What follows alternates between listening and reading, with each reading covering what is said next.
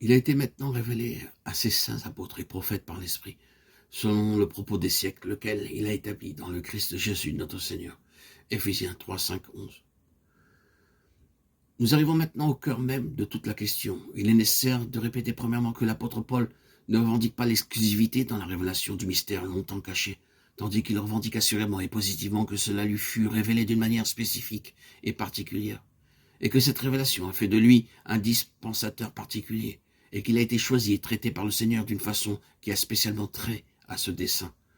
Cependant, il inclut ses saints apôtres et prophètes dans la connaissance de ce secret longtemps caché, mais maintenant dévoilé. Il est évident que Paul avait une plus pleine compréhension et peut-être une intelligence unique de ce secret. Mais il n'est pas difficile de découvrir au moins des traces partielles de cette connaissance dans Pierre et Jean, comme cela a été également vrai dans Étienne. Nous devons aussi souligner que l'évangile de Paul n'était pas différent de celui prêché par les autres et qu'assurément Paul n'avait pas deux évangiles, un concernant le salut et l'autre concernant le mystère.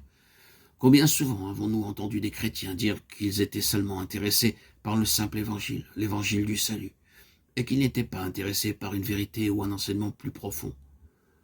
Paul aurait été à la fois surpris et peiné d'entendre de telles paroles, car son évangile était un. Et il aurait dit que la révélation la plus pleine et la plus profonde est l'évangile. Il ne peut y avoir qu'une perte et une faiblesse tragique et grave comme résultat du fait de ne pas voir que tout le conseil de Dieu est l'évangile. La position qui doit être tellement déplorée dans un grand nombre de chrétiens est très largement due à une erreur. L'erreur de croire que ce n'est pas sage, sinon vain, de faire part de la grandeur et de l'immensité de la révélation de Dieu en Christ à celui qui n'est pas sauvé, ou aux jeunes chrétiens, qu'ils soient mis au courant de la vaste étendue de ce à quoi ils sont appelés. Un petit Christ et un petit christianisme produiront de petits chrétiens. Quelques-uns des chrétiens, les meilleurs et les plus forts que nous avons connus, vinrent au Seigneur dans des rassemblements où la grandeur de Christ était exposée aux chrétiens, et des chrétiens placés dans des responsabilités. Soutenir le simple évangile peut être un piège pour ceux qui ne sont pas réellement sérieux avec Dieu. Une concession pour leur plaire.